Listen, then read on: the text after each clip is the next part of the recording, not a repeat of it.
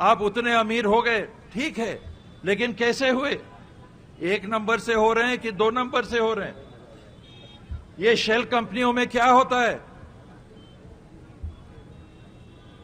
मैं किसी shell company को खरीदता हूं, हमारे यहां जो व्यापार की व्यवस्था बनी हुई है सेबी इत्यादि के माध्यम से, उसमें कोई भी एक प्रमोटर एक निश्चित प्रतिशत ही शेयर रख सकता है।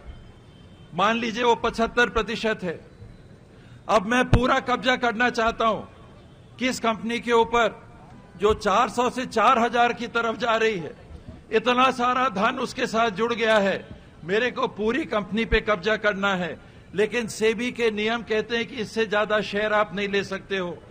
तो राहुल जी ने क्या पूछा, भाई ये शेल कंपनियों के बारे में तो बताओ कि नाम किसी और का है लेकिन वास्तव में पैसा किसी और का लगा हुआ है, और ये जो 75% की सीमा है उसको तोड़ने का तरीका जो कंपनी उठा रही है वो बाजार में टिक नहीं पाएगी, और जब वो गिरेगी तो उसके साथ पूरे देश का नाम दुनिया में गिरेगा। इस बात को राहुल गांधी जी उठा रहे हैं और उनकी बातों को विलोपित करवा दिया जा रहा है। ये परिस्थितियां हैं। देश के सबसे बड़ी विपक्षीय दल के वरिष्ठतम नेताओं में हमारे पूर्व अध्यक्ष राहुल जी की बात को भी विलोपित कर दिया जाता है। राहुल जी ने क्या कहा था? देश का एक व्यक्ति है, उद्योगपति है, वो एक तरह से नाम कमा रहा है, देश का भी नाम जुड़ता है कि दुनिया के सबसे अमीर व्यक्तियों में उनका नाम आ जाता है, दूसरे नंबर में नाम आ जाता है। पहले चौथे पे था, 50वें पे था, बढ़ते बढ़ते दूसरों पे आ जाता है, दूसरे नंबर पे आ जाता है। तो दूसरे नंबर पे आता है तो हम सबको लगेगा कि भाई ये तो ठीक है, लेकिन राहुल जी ने किस बात को उठाया जिसके बारे में राजेंद्र जी भी अभी कह रहे थे? ये कंपनी की सच्चाई क्या है? ये कंपनी हमारे देश का नाम कर रही है कि हमको पूरे विश्व में बदनाम कर रही है। इनके कंपनी का शेयर लगभग 140 रुपए का हुआ करता था। कुछ साल पहले धीरे धीरे ये बढ़ा, 140 से 170 हुआ, 170 से 200 पार किया, 200 से पार के 300 पार किया, और 2-1 साल पहले ये 400 कुछ पे पहुंच गया, 144 से 400 पे। राहुल जी का प्रश्न क्या है?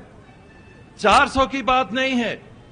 राहुल जी कह रहे हैं ये कंपनी जिसके साथ देश का भी नाम जुड़ा हुआ है, जिसको दुनिया के सबसे अमीर लोगों में दूसरे नंबर पे गिना जा रहा है, इनके कंपनी का शेयर 2-3 सालों के अंदर 400 रुपए से 3400 रुपए कैसे हो गया?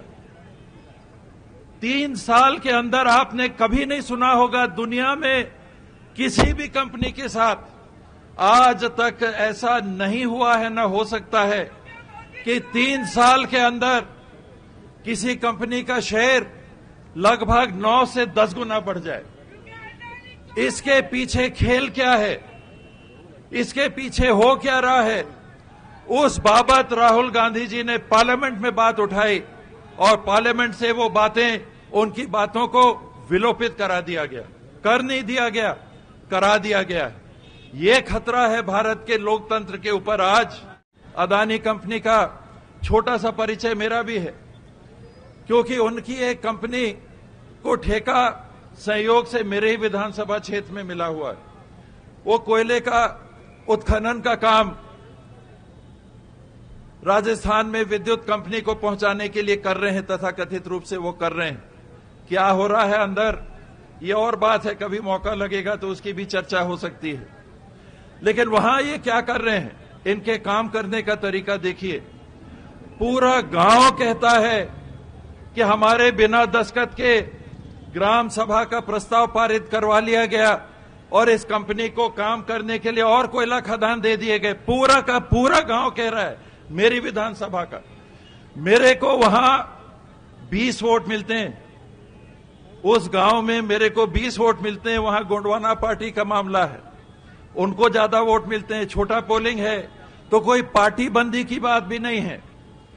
लेकिन पूरा गांव 95% कह रहा है कि जिस ग्राम सभा को कराया गया उस ग्राम सभा में जिन लोगों के दस्तखत हैं, कम से कम 30 ऐसे लोग हैं जो उस समय मर चुके थे, फिर भी उनके दस्तखत हैं।